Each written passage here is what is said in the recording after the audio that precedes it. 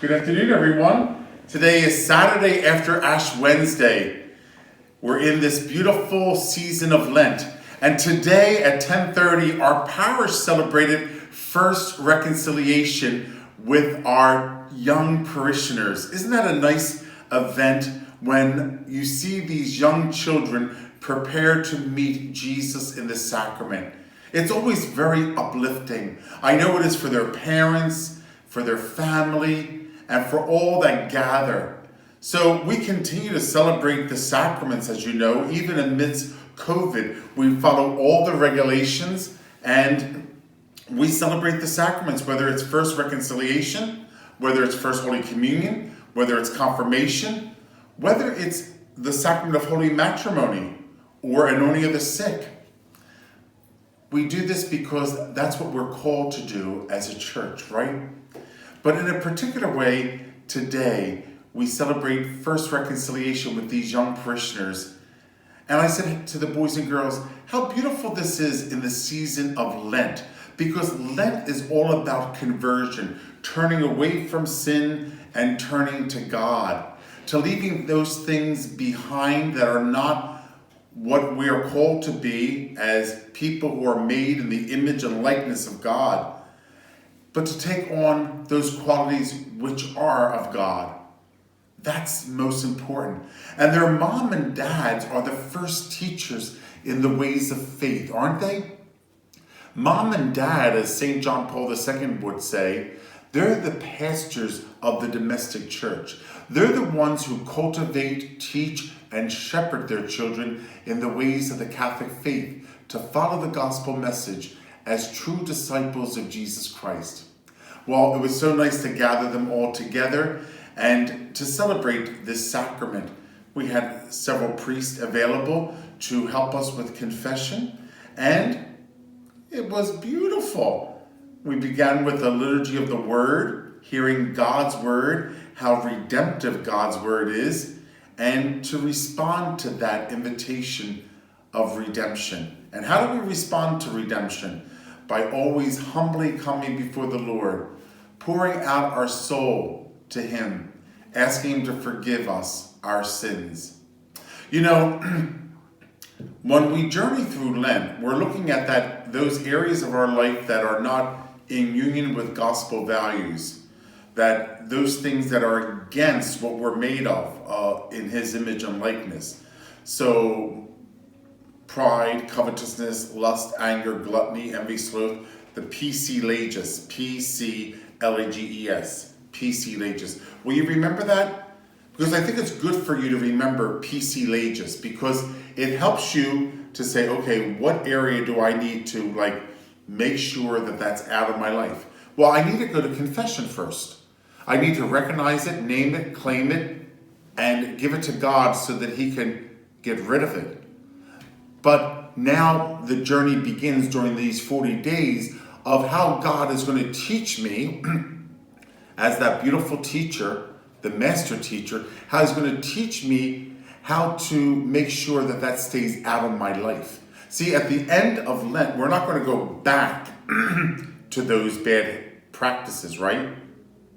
That's why I said, if you give up something for Lent, like when it deals with our body, like food or drink, okay, that's fine. That's a good thing. However, most of us are going to go back to it after Lent is over. Okay, when we're dealing with something in the soul, and I know I'm telling you this over and over again because it says that unless you say it over and over again, people don't grab onto it. So you'll hear me repeat, repetition is the mother of learning, isn't it? And so we need to hear this again and again to say, okay, what we give up for Lent, we don't go back at Easter. Right?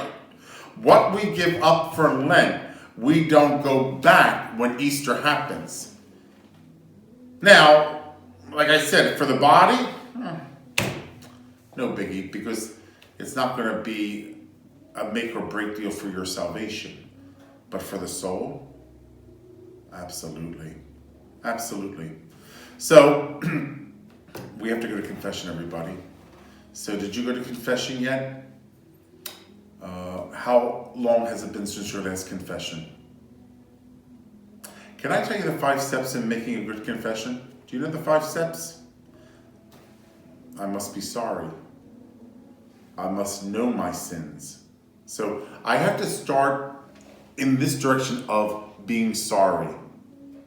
Like if I'm not sorry, what's the purpose? There has to be a contrition. Are you contrite? Be sorry. Know your sins. That's called an examination of conscience. PC Legis. If you don't know the 10 Commandments by heart, go, of course, to the 7 capital sins. PCLAGES. PC Legis. Know your sins. Name it, claim it. Let's move on. 3rd step. Tell your sins to the priest. In other words, encounter Jesus in the sacrament. 4th step. Do the penance the priest gives you. If he says to you, please pray 2 Hail Marys and 1 Our Father, do it. Do it. You're making up for your sins. You probably could never make up for your sins because the priest is not going to say to you, say 15,000 Our Fathers, 16,000 Hail Marys, and 15,000 Glory Bees. He's not going to say that. He's going to say to you a minimum. And then by the corporal and spiritual works of mercy, that's how you make up for your sins. You know how you make up for your sins? Feed the hungry, give drink to the thirsty, clothe the naked, visit the imprisoned, pray for the living and the dead. Have masses offered for a person or a deceased member. I just heard today at lunch, one of our parishioners offers mass for someone. Isn't that nice? That's a very beautiful act of holiness. That someone would say, I'm going to have mass said for you. Or not even tell that person. I'm just going to have mass said for them. And mass is offered. Sometimes I don't think we think of those things, but that's a spiritual gift. Isn't it? Beautiful. So, the 5th step, amend your life. Try not to sin again.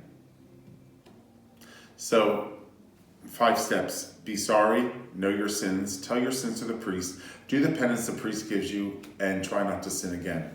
They're the 5 steps of making a good confession. So please, take advantage of this season of Lent. Name it, claim it, and give it to Jesus so that he can absolve you and cleanse your soul. And then during this season of Lent, you and he's the retreat master. Jesus is. He's gonna tell you how to get rid of this, not to go back to it, okay? Happy Saturday, everybody. Bye-bye.